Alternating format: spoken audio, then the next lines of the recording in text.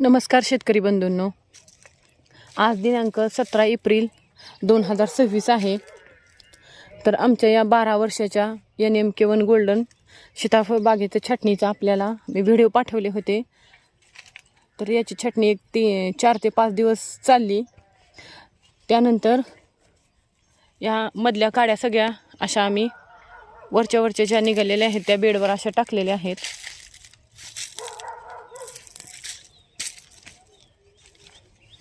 अशा गोळा करून. तर या बागेला 15 एप्रिलला पहिले पाणी दिलेले आहे. तर पहिले पाणी आम्ही 7 ते 8 तास दिलेले आहे. अशा प्रकारे ओले झालेले आहे. याच्यामध्ये आता जास्त दिसत नाही का, तर आता संध्याकाळचे 6:15 वाजलेले आहेत. 15 तारखेला याला पहिले पाणी दिलेले आहे. त्या दिवशी व्हिडिओ काढता आला नाही, तर आज व्हिडिओ काढत आहे. तर पहिल्याच व्हिडिओमध्ये सांगितल्याप्रमाणे आमच्या इथे पाडव्याला पाऊस पडला होता. खूप गारा पडल्या होत्या व 2-3 पाऊस झाले. बाग खूप लिकेज झाली. त्याच्यामुळे आम्ही याची छाटणी घेतलेली आहे. ते आपल्याला छाटणी करता व्हिडिओमध्ये सांगितलेलं आहे. तर आता याचे डोळे फुगून आपण पाहू शकता. याच्याबद्दल अशा प्रकारे कळ्या निघलेल्या आहेत.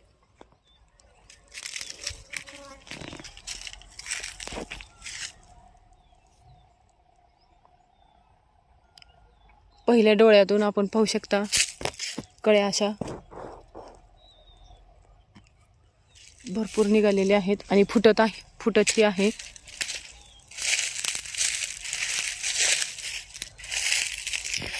आता इथे पाहू शकता आपण. तर अशा प्रकारे ही बाग फुटलेली आहे. आज आभाळ आलेले आहे. तर अशा पद्धतीने 7 ते 8 तास पाणी देऊन, तर या बागेला आता पहिल्या पाण्याबरोबर सीवीड, अमिनो फुलविक व मायकोरायझा हे ड्रिपमधून दिलेले आहे. तर या 1.5 एकराला सीवीड अर्धा किलो, ॲमिनो अर्धा किलो व फुलविक अर्धा किलो आणि मायकोरायझा 2 किलो व गुळ 5 किलो एकत्र करून आम्ही हे ड्रिपमधून दिलेले आहे. जेणेकरून याच्या ज्या कळ्या निघणाऱ्या आहेत त्या व्यवस्थित निघतील व चांगल्या निघतील. तसेच जो खत घातलेला आहे आम्ही 11 टेलर व बेड बनवलेले आहेत. मायकोरायझामुळे जमीन भुसभुशीत होईल व पांढऱ्या मुळ्यांची देखील वाढ होईल, त्यासाठी हे सोडलेले आहे. तसेच याला छाटणी 10 तारखेला संपलेली होती. तर 11 तारखेला कीटक व नाशक व बुरशीनाशकाचा स्प्रे घेतलेला होता. त्यावेळेस मी घरी नसल्यामुळे तो व्हिडिओ काढला नाही. तर याच्यामध्ये क्लोरो अर्धा मिली व साफ पावडर 1 ग्रॅम स्टिकर टाकून अशा पद्धतीने स्प्रे घेतलेला होता. तर यावर्षी तर सध्याची स्टेज खूप चांगली आहे. आता इथून पुढे बघू. पाऊस सांगितलेला आहे, तर कधी पडतो आहे तो पण बघूयात. पाऊस तर या बागेची जी साईडची ओळ आहे आमची, तर या साईडला केळ आहे.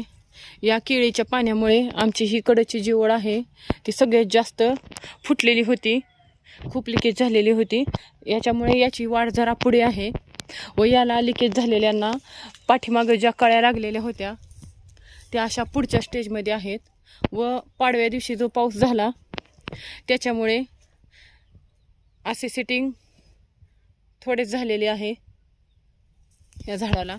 म्हणजे जे लिकेज कडचे झाड झालेले आहे त्या झाडांना व अशा भरपूर कळ्या लागलेल्या आहेत. म्हणजे या कडच्या ओळीची स्टेज सगळ्यात जास्त पुढं आहे. बाकीचे अजून डोळे फुटत आहेत. बाकीच्या झाडांचं आपण पाहू शकता अजून डोळे बाहेर आलेले आहेत, कळ्या नुकत्याच बाहेर आलेल्या आहेत. पण ही कडची झाडे छान फुटलेली आहेत. यावर्षी बहार लवकर धरण्याचा प्रयत्न केलेला आहे, तर यशस्वी होईल असे वाटते आहे. तरी पण आपण पुढे बघूयात काय होईल. वेळच्या वेळेला आपल्याला व्हिडिओ पाठवण्यात येतील. तरी शेतकऱ्यांनी ज्यांच्याकडे गोल्डन सीताफळ आहे आपल्या बागेची व्यवस्थित